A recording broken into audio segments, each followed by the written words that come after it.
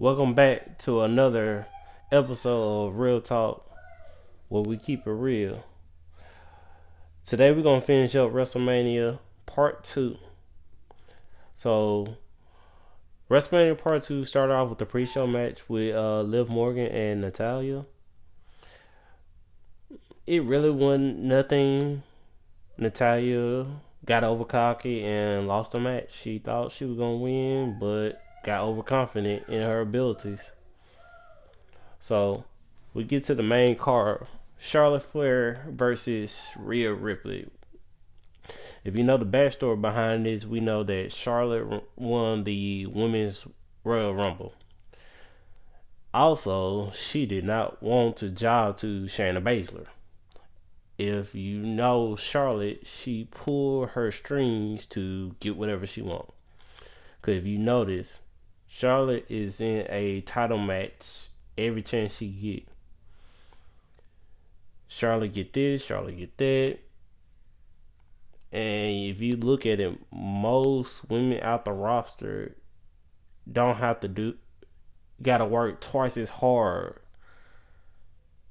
just to get where they is. Also, Charlotte get pushed more than any women on the roster. My wife, she loves Charlotte. She thinks Charlotte is one of the greatest. If I had to compare her favorite, she still would pick Becky Lynch over Charlotte, but she loves Charlotte. She thinks Charlotte is, like she said, a superior athlete. To me, I think Charlotte is overrated. Yeah, she a good wrestler, but I'm sick of Charlotte. I'm tired of Charlotte. Every time you look up, Charlotte's in another title match, and look and behold, Charlotte is in another title match. Another match where she is spotlighted at WrestleMania. And if you haven't noticed, every WrestleMania Women's Championship match she has been in since she got to the main roster. So you can say, I want to say at least 5 years, 5 to 6 years, and you could say 5 to 6 years title match every WrestleMania. Can we go one WrestleMania without Charlotte in a championship match? So we had Charlotte not going for the Raw Women's Champion, not the SmackDown Women's Champion, but the NXT the NXT Women's Championship.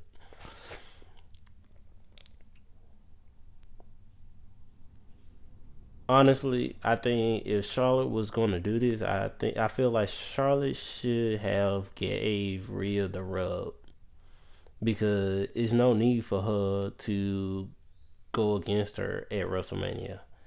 I feel like Charlotte should be helping the younger stars that's coming in. So the match started. We had the Raw commentary team doing commentary on the match. Question: nobody else brought this up. Since this is a NXT title match, why not let the NXT commentators call this match? Why not Mauro Ranallo? Why not Nigel McGuinness? Or even Belle Phoenix? Why couldn't they call the match? Why not Mauro and Nigel call this match? I think they would have made this match feel a whole lot better than what we got from the Raw commentators. So we had Charlotte starting off real slow and playing with Rhea. Another question: whoever produced this match, why did you make Charlotte feel like she is much better than Rhea? Why do you make her look so strong to the point where Rhea looked weak and I feel like Rhea looked weak from the beginning. Like Charlotte doing all this stuff. Yes, she's older in the game. Yes, she's have done this for a long period of time, but that was very obvious that Charlotte was toying with her. Charlotte was playing around with her, which she should have took real seriously. And I feel like that was a bad call on whoever produced this match. So Rhea hit the riptide on Charlotte. I'm thinking like y'all finna send this off within a 10-minute match. This finna be over. But Charlotte kicked out at 2. I was already worried about Rhea that Charlotte is going to win this. Charlotte was the whole story of this match was the leg. Rhea leg was the main focal point of this match. Every time you look up, Rhea hitting her leg, slapping her leg to get more blood flowing through the leg. Next thing you know, we start seeing back-to-back pins.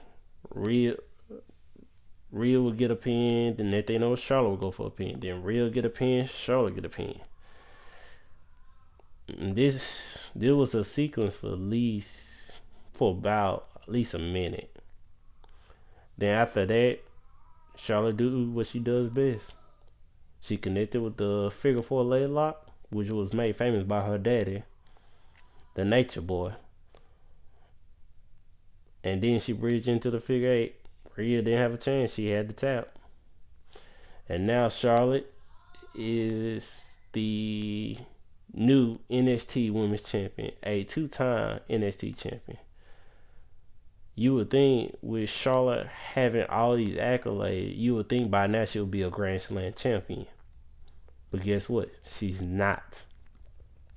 You want to say you're a best in everything. Why not you're a Grand Slam champion, Charlotte? That's a question. Because I think you're missing one other title. So we go from that match to Aleister Black versus Bobby Lashley. I think Aleister Black, when he came out, the theme for this WrestleMania, he actually fitted because it looked like something from Pirates of the Caribbean. But it really wasn't no backstory on this. They made it to seem like Black and Lashley look kind of a basic match, I think, in my opinion. They made Lashley look strong and dominating throughout this match. Black hit a flip, didn't connect on it, and then Lashley took over and took control most of this match. Lana, getting towards the end, Lana kind of made a big mistake, and I feel like that cost Bobby the match. Lana got on the ring apron, told Bobby to spear Aleister Black. That was a dumb decision. And Lashley ended up fading to black. Black mass out of nowhere. Aleister wins. Now we go from that to Otis versus Dolph Ziggler. To me, I feel like with WWE recording from the PC and they not having a crowd due to the virus, it really hindered these next few matches. We all know that Otis loves Mandy. But to find out that Sonya Deville kind of played Mandy for whatever reason, we won't find out. Maybe we'll find out Friday why she did it. But it was told this past Friday that Sonya basically did everything that Otis said that she did. Otis apologized, Mandy didn't take it, and Mandy found out the truth that Sonya and Dolph Ziggler were playing each other. So Dolph came to the ring with Sonya, which kind of surprising, but they look like a good person back to back. Otis came in ready to fight. Otis kept Otis. I really feel like this. If Otis would have had if there would have been a crowd, Otis would have got the crowd hyped because everybody was on Otis' side. Who didn't want to be on Otis' side about this? So Dolph kicked Otis out the ring with a super kick. Otis getting choked out by the ring. Dolph finally get caught and get hit with the second rope.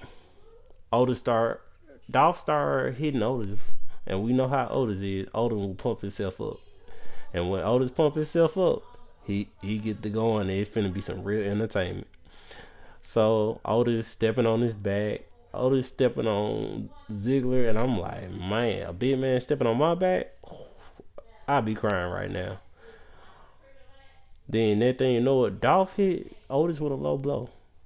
Soon as that low blow hit, here come Mandy. Mandy slapped the mess out of Sonya Deville, slapped Dolph, and then low blowed him. What made Otis hit the caliper and the 3 count for the win. At the end, Otis got the girl and got a kiss at the end. A real good story. I'm glad for Otis.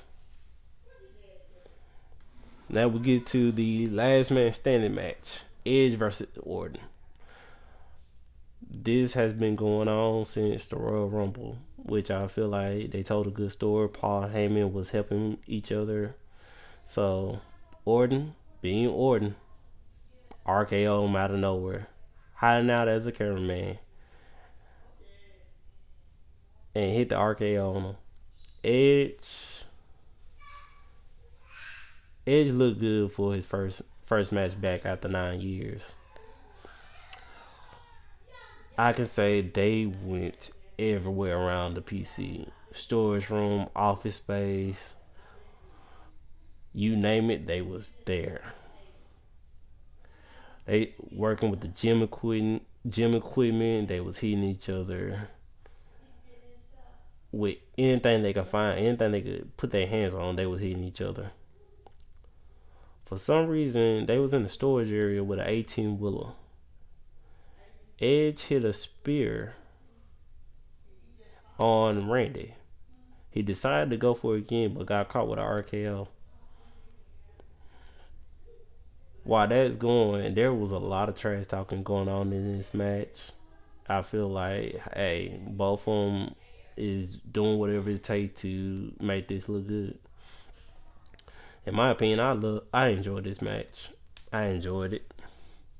Was it long? Yes. Could have been shorter? Yes. But while Randy was talking to Edge right before he was about to hit the concerto, Edge hit a submission move that put Randy to sleep. While he put him to sleep, Edge got the chair and hit the concerto on him. Edge win the last man standing match. Can it be match of the year candidate? I don't know, but still it was a good match to me.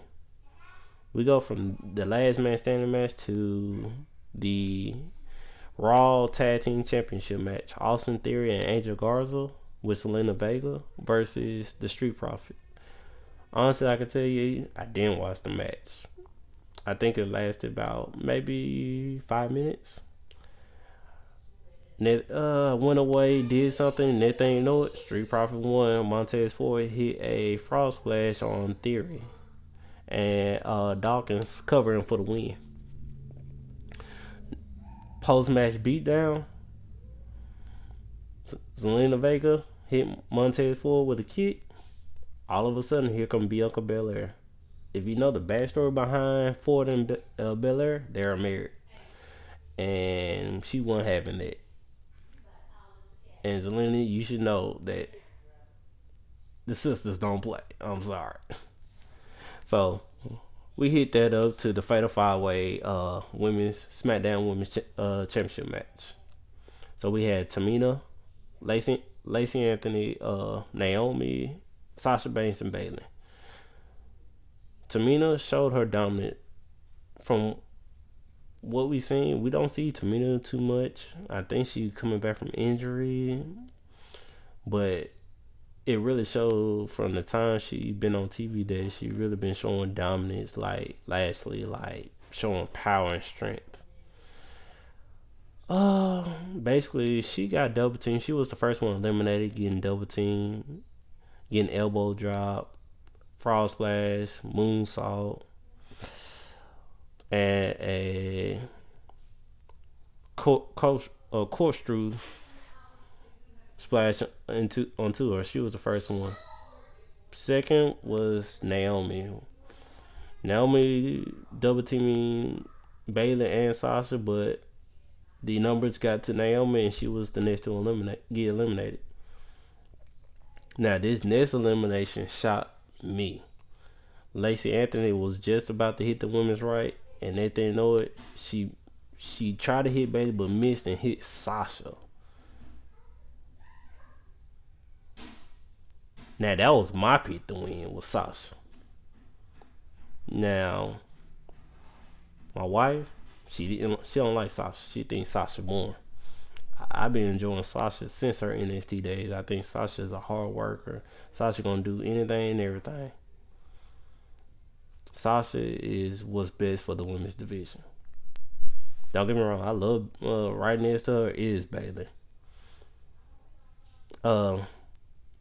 So we had Lacey and Bayley going at it. At one point, honestly, I thought Vince was finally going to give Lacey the title. Because if you notice, Lacey had been getting title shot ever since after Mania. Title shot after title shot after title shot. She had been acting like Charlotte. Every time you look up, she in a title match. Honestly, you can count on your hand and put in how many title matches she got more than Ruby Riott, Ember Moon, Liv Morgan, Naomi. If you really look at it, she have been getting more title matches than most of the women's roster combined. She have got more title matches than Asuka, Kairi Sane. She done got more title matches than them, and they are more better than Lacey Anthony. But Sasha came back, hit a backstabber. Bayley hit her finisher. You kind of see a little tease of the friendship ending. We kind of can hope that this year's SummerSlam we finally get the match that we should have got years ago. Sasha versus Bayley, a match that can still any show that if you let them women go, and they're gonna play off the NXT match in Brooklyn, the first NXT Brooklyn match. So Bayley still have her title, which I don't have a problem with that, but sooner or later she gotta lose it. So we go from that to the Firefly Funhouse match. Do I like it? No. Cause was it really a match? I did enjoy some of the stuff that was happening with John Cena started bringing back some of his old persona back, especially when he first came in facing Kurt Angle. And honestly, I think they kind of teased the John Cena versus Hulk Hogan match. If you look at it, at one point they did the NWO when Hogan came out with the title. You know how Hogan is when he was in the NWO, but Wyatt wins. Like, okay, Wyatt needed that win. So hopefully this will help Wyatt with more, especially get back to his title reign, which he should have never lost. So we go from that to the main event, which was Brock Lesnar versus Drew Gulak.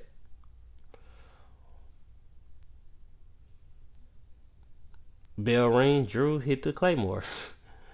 He ain't wasting no time. He go for the second Claymore, miss. Brock Lesnar do what he do his best. Suplex City. Suplex after suplex after suplex. Finally, Brock hit the L5. Drew kicked out at 1. He hit another suplex. He kicked out again. Hit another L5. He continued hit L5 after L5, and Drew continued to get kicked out. He tried to go for another L5. Drew counted. Claymore. Next thing you know, another Claymore. Claymore. We was in Claymore country. Claymore country. So guess what?